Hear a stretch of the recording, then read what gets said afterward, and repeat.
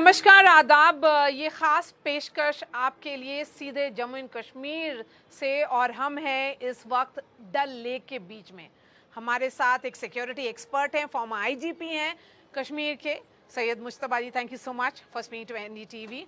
और मेरे सहयोगी नज़ीर, पहले क्या डल लेक में इस तरह के इंटरव्यूज़ या रिलैक्स्ड एटमॉस्फेयर होता था 2019 से पहले? बिल्कुल होता था, उसमें दो राय नहीं, लेकिन अब देखने किस जाविये से इंसान देखे, फ़र्क तो आया है, उसमें दो राय नहीं। सुरक्षा के हिसाब से जैसे पहले हड़तालें होती थी, पत्थरबाजी होती थी, वैसा नहीं। और ख़ास तौर पे जब हम इलेक्शन के दौरान बात कर रहे हैं तो इलेक्शन की बहिष्कार की काल होती थी, इलेक्शन को स्टिग्मेटाइज किया जाता था, कैंडिडेट्स को, वोटर्स को। अब वो नहीं है। लेकिन जब हम बात करें जम्मू कश्मीर के एक फॉर्मर आईजीपी से, सैयद आफादुल मुज्तबा, न सिर्फ वो आईजीपी रहे, एक पुलिस ऑफिसर जिसे स्कॉलर ऑफिसर बोलते हैं, बल्कि वो दो जगहों पे जो अहम हैं, राजौरी में 2003 में ये एसएसपी रहे हैं और श्रीनगर में 2006 से 2008 तक एसएसपी रहे हैं। अब ये क्यों मैं जिक्र कर रहा हूँ, क्योंकि अभी जब जम्मू में जो थिएटर ऑफ मिलिटेंसी जम्मू में चला गया, उसकी शुरुआत राजौरी पुंछ से हुई और उसको 18 साल बाद वहाँ मिलिटेंसी वापस आई।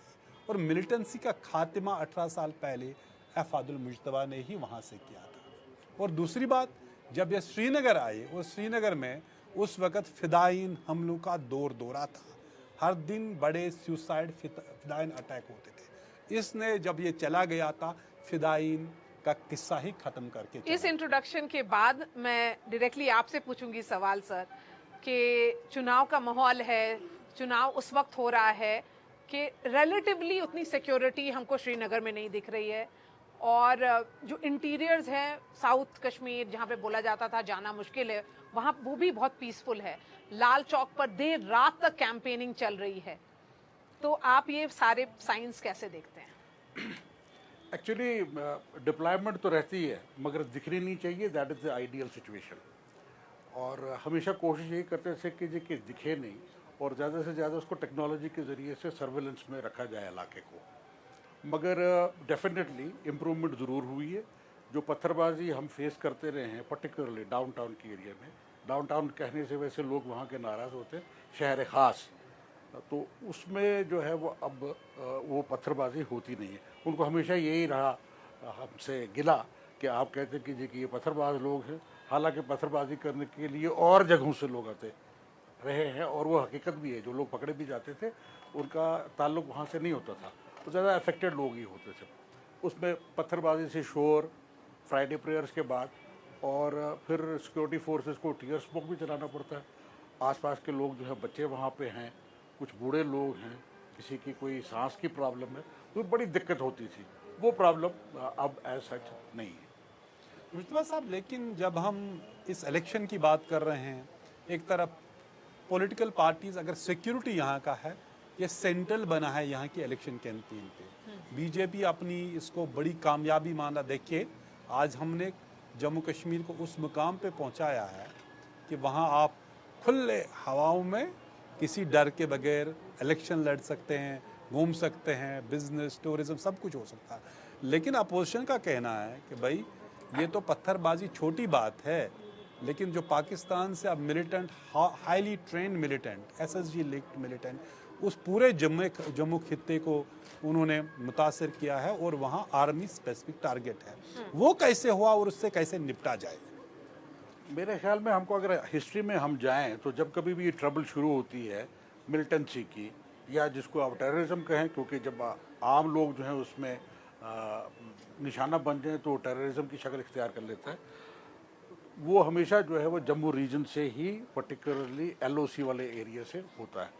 पुरानी तारीख है, आप चाहे 1947 से लेके देखें तो ये वहीं से शुरू होता है और धीरे धीरे फिर शहर की तरफ आता है।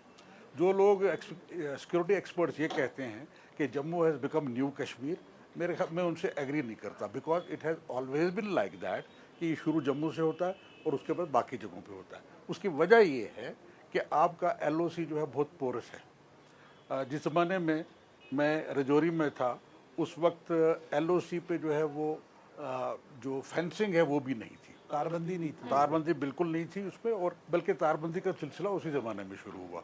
सीज फायर जो 2003 का हुआ भारत और पाकिस्तान बिल्कुल, के दरमियान, उसके बाद हुआ। और जो इलाका वहाँ पे पड़ता है वो इतना पोरस था कि आप एक वीर बदेश्वर का मंदिर है, आम जबान में वहाँ पे उसको पीर बडेसर कहते हैं, वहाँ से खुई रटा पिछली तरफ पड़ता है इलाका, वहाँ से आदमी जो है चल के आता है और वो 3-4 घंटे में जो है रजौरी टाउन के बाहर पहुँच जाता था। लेकिन फेंस बनने के बाद जो है उसमें फ़र्क पड़ा, मगर प्रॉब्लम यह है कि fence over a period time because of snow, और क्योंकि वो ज़मीन जो है वो उसको तो मेंटेन करना बड़ा मुश्किल है, इसलिए वो इरोड भी करती रहती है, जिसकी वजह से फेंस में कहीं पे दिक्कतें हैं। उस वजह से मेरे ख्याल में, मैं अपडेटेड नहीं हूँ कि कहीं कहीं पे जो है वो इन्फिल्ट्रेशन हो रही है, क्योंकि अक्सर लोगों का कहना है कि जितने भी लोग हैं, लेकिन कहते हैं कि पंजाब से भी इन्फिल्ट्रेशन होती है, क्योंकि जैसे हमने 2 दिन पहले भी कुठवा में इनकाउंटर हुआ, क्योंकि वो पंजाब बॉर्डर के पास है, आज भी वहाँ इनकाउंटर हो रहा है बनी में। नॉट नेसेसरीली, क्योंकि हमने ये देखा है कि पहले वक्त में भी पुंछ के इलाके से इन्फिल्ट्रेशन होने के बाद इंसिडेंट जम्मू में होते रहे हैं, और वो बॉर्डर के पास भी होते रहे हुए हैं कठुआ में। ये ज़रूरी नहीं है, कोई इसमें एक आप नहीं कह सकते कि जी क्योंकि बॉर्डर यहाँ पे इंटरनेशनल नज़दीक है तो यहीं से इन्फिल्ट्रेशन हुई होगी। हैविंग सेड दैट, एक ज़माने में जो है ये विजयपुर का इलाका है, इसमें भी इन्फिल्ट्रेशन होती रही है, और टेररिज्म जम्मू का, जैसे रघुनाथ टेम्पल में जो अटैक हुए 2 मरतबा, ये सब के सब लोग जो है विजयपुर, एक इलाका पड़ता है सतवाल का, सतवाल के बिल्कुल अपोजिट पाकिस्तान का एक शहर कह लें, कस्बा कह लें या गांव कह लें, मुझे एग्जैक्टली नहीं पता, जफरवाल है, सतवाल और जफरवाल, वो इतना नज़दीक है वहाँ पे कि वहाँ पे एक समझ लीजिए लॉन्चिंग पैड या पाकिस्तानी का था, जिनसे वो लोग जो है वो लोगों को भेजते थे। ए बी वो ऐसी जगह है जहाँ से आप अगर आपको यहाँ से कोई एक्सफिल्ट्रेट करके जाए और अपना मोबाइल लेके जाए तो वहाँ पे उनका टावर आता है उस जगह पे, इट्स सो नियर। लेकिन मुस्तफा साहब, सिर्फ वहाँ बंदूक वाले मिलिटेंट भेजे जा रहे हैं, आतंकी भेजे रहे हैं, ड्रग आना सबसे बड़ी चुनौती है सुरक्षा के दृष्टिकोण से।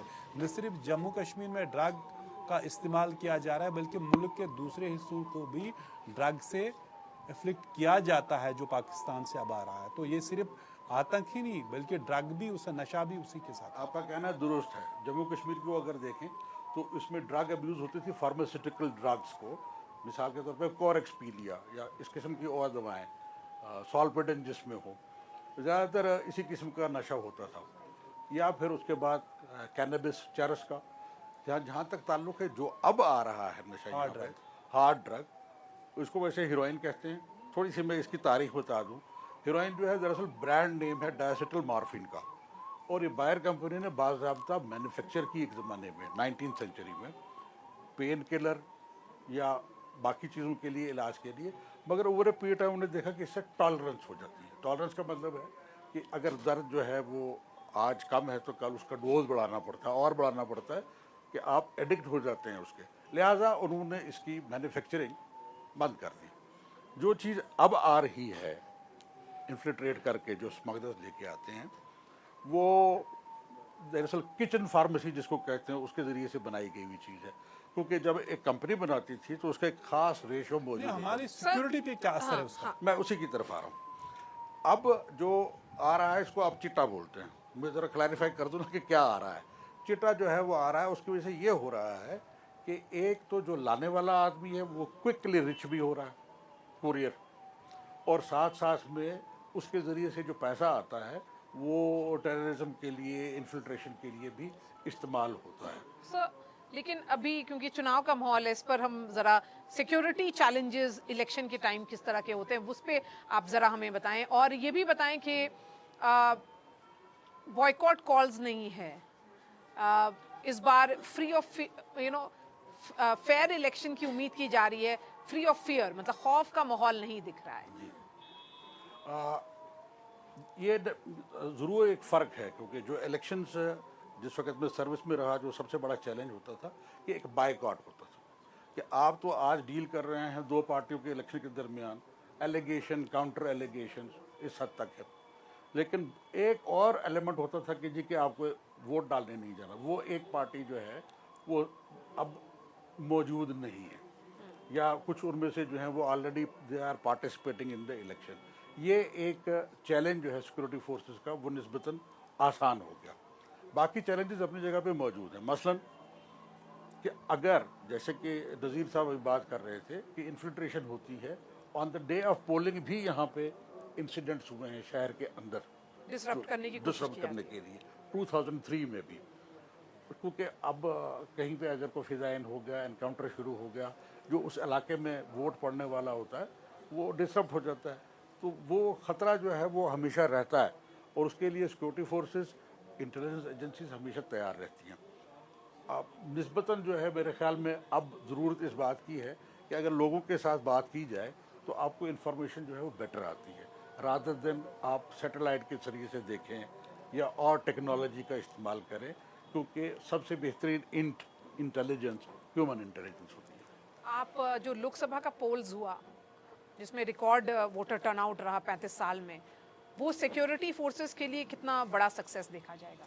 मेरे ख्याल में ये टर्नआउट जो है वो पहले भी शायद अच्छा खासा हुआ करता था असेंबली में।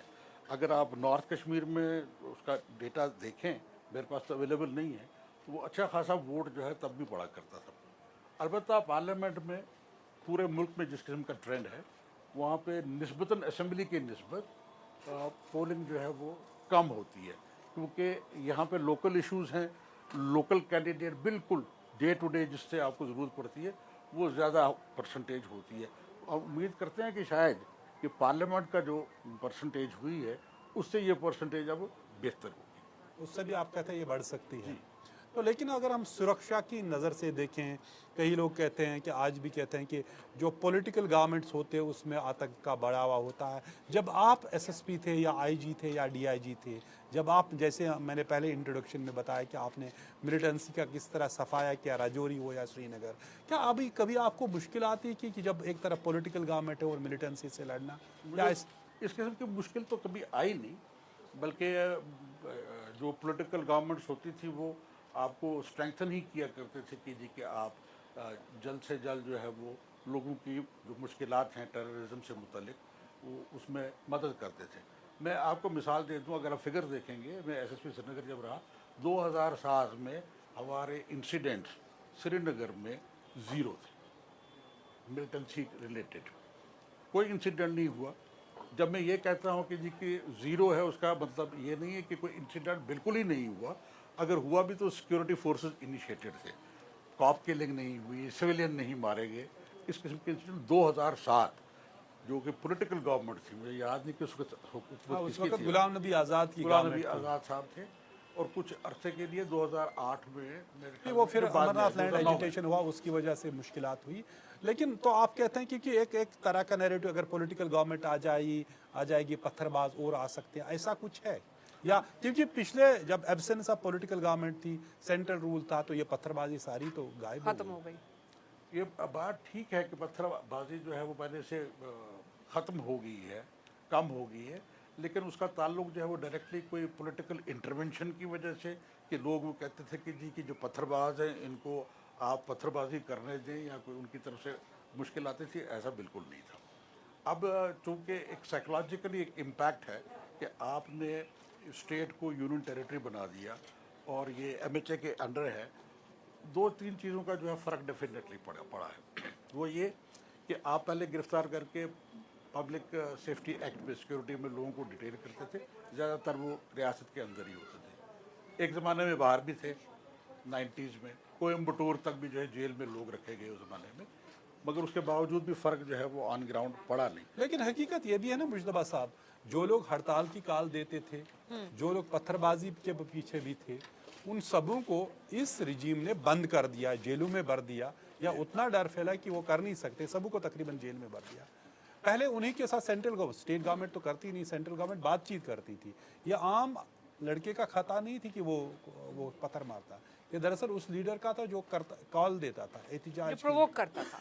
तो उनको अब आज सॉर्ट आउट किया है सेंटर में। ये बात दुरुस्त है कि वो तो सॉर्ट आउट किया है कि वो लोग जो बंद हैं, लेकिन ये भी एक हकीकत है कि तमाम गवर्नमेंट्स, कोई भी पॉलिटिकल पार्टी क्यों न रही हो, उन्होंने एक ज़माने में सेपरेटिस्ट के साथ बात की है, उसमें अटल बिहारी वाजपेयी साहब भी हैं, और अगर अब्दुल्ला साहब की किताब देखें वाजपेयी ईयर्स, उसमें उसका जिक्र है और उनके साथ बातचीत हुई। यहाँ पर जिस ज़माने में पहली मरतबा पोस्ट हुआ यहाँ पे SKICC में एक राउंड टेबल कॉन्फ्रेंस हुई थी, मनमोहन सिंह साहब आए थे, डिस्पाइट इसके कि उस ज़माने में ब्लास्ट हो रहे थे। मुझे याद है कि इंदिरा गांधी रोड के ऊपर BHP की बस, राउंड टेबल कॉन्फ्रेंस में कोई अलगावादी गुट नहीं था, उसमें सभी अलगाव- मेनस्ट्रीम सभी थे, वो यहीं मुझे पे थे। याद है। देखिए दो तरीके से होती है बात। एक तो बात होती है कि जो मेन स्ट्रीम के लोग हैं उनसे बात हो, वो तो राउंड टेबल में हुई। उसके अलावा उसके बाहर जिसको आप ट्रैक 2.5 कहते हैं, उसके तहत भी बात होती है। वो जितने भी पॉलिटिकल गवर्नमेंट्स रही हैं उन सब ने की है, चाहे वो कांग्रेस की सरकार रही हो या BJP की सरकार रही क्या है। आप ये मानते हैं, मेरा आखिरी क्वेश्चन ये होगा कि क्या जो सेंट्रल गवर्नमेंट ने एक टेम्पलेट बनाया अब आने वाली सरकार के लिए, देखिए इस तरह सिचुएशन को हैंडल करना है, उसके नीचे अब वो टेम्पलेट बना है, कैसे मेरे अमन ख्याल में ये प्रीमेच्योर होगा कि ये टेम्पलेट जो है वो चलेगा नहीं चलेगा। उसकी वजह ये है कि आप एक दो तरीके से जो है लोगों को जेल में भेजा जा सकता है। एक तो ये कि आपका उनका ट्रायल करें, प्रोसिक्यूशन करें, कन्विक्शन हो और वो परमानेंटली जेल में बंद हो जाए। एक होती है प्रिवेंटिव अरेस्ट। अभी प्रिवेंटिव अरेस्ट की जो है एक्सपायरी डेट जो है वो ज़रा निस्बतन कम होती है। कुछ अरसे के बाद अगर आपके पास कोई कंक्लूसिव प्रूफ नहीं है और अदालत ने जो है कन्विक्शन नहीं दिया है, तो उस सूरत में बंदा बाहर आएगा और उसके साथ आपको डील करना पड़ेगा, पॉलिटिकली डील करना पड़ेगा, क्योंकि उसमें communication, there has to be a communication. Sir मेरा आखिरी सवाल आपसे ये होगा कि जमात जो एक बैंड ऑर्गेनाइजेशन है, UAPA के अंदर उसको बैन किया गया है, वो अब इलेक्शन में पार्टिसिपेट कर रही है, जमात के मेंबर्स ओपनली कैंपेन कर रहे हैं, तो ये अच्छी साइंस है डेमोक्रेसी के लिए या सिक्योरिटी फोर्सेस के लिए एक मेजर चैलेंज है? देखिए ये पहली मर्तबा नहीं है कि जमात बैन हुई है, और ये पहली मर्तबा ये भी नहीं है कि जी कि वो इलेक्शन में पार्टिसिपेट कर रहे हैं। पहली मर्तबा ये है कि जमात बैन है, लेकिन जो उसके मेंबर हैं वो एज इंडिपेंडेंट लड़ रहे हैं और उनको अलाउ किया जा रहा है। ये एक मुख्तलिफ चीज़ है इससे। बेशक बहुत ही इंटरेस्टिंग पर्सपेक्टिव दिया है जी। मुश्तबा साहब ने। तो अब आपको लग रहा है ये जो पीस का जो हम देखें, रिलेटिव पीस का जो फेज़ है, ये आपको लग रहा है टेम्प्ररी है, आपको लग रहा है लास्टिंग है? क्योंकि एक तरफ मिलिटेंसी के बड़े अटैक हो रहे हैं आर्मी पे, जम्मू प्रभावित है उस मिलिटेंसी से, दूसरी तरफ से कश्मीर में रिलेटिव पीस लग रही है। मैं एक ऑप्टिमिस्टिक आदमी हूँ, मैं समझता हूँ कि हमेशा यहाँ पे बेहतरी ही आएगी। बीच बीच में जो है वो थोड़े से कभी दिक्कतें आती हैं पेश, पीछे भी होती रही हैं, अगर आगे भी आइंदा हों तो इन द एंड मेरे ख्याल में all will be and, All's well that ends well। चलिए इसी नोट पर हमारे से बात करने के लिए बहुत बहुत शुक्रिया। शुक्रिया मुश्तबा साहब, थैंक यू सो मच।